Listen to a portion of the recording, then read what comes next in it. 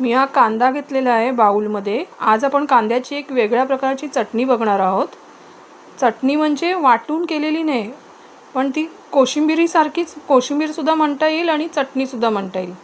तर ह्या कांद्यात मी मीठ आणि कोथिंबीर घातलेले आहे आणि आता मी त्याच्यात कांदा लसूण मसाला माहिती असेल तुम्हाला, तर हा कांदा लसूण मसाला मी घालते आहे।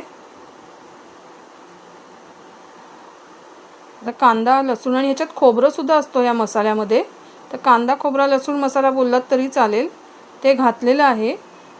किंवा ह्या मसाल्याच्या बदल्यात तुम्ही नुसतं लाल तिखट टाकलं तरी चालेल। आणि ह्याच्यात मी आता घरी लावलेलं दही घालते, साईचं दही आहे ते घालते आहे।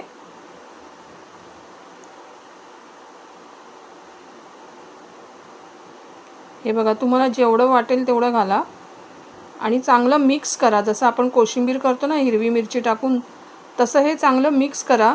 हा प्रकार एक असा आहे की जसं तोंडाला लावायला जेव्हा भाजी वगैरे नसेल किंवा काय, तेव्हा आपण चटणी घेतो की लोणचं घेतो, पापड घेतो, त्याचबरोबर हा प्रकार जर तुम्ही बनवलात आणि ताटावर वाढलात तर ते जेवण अतिशय रुचकर अजून लागतं।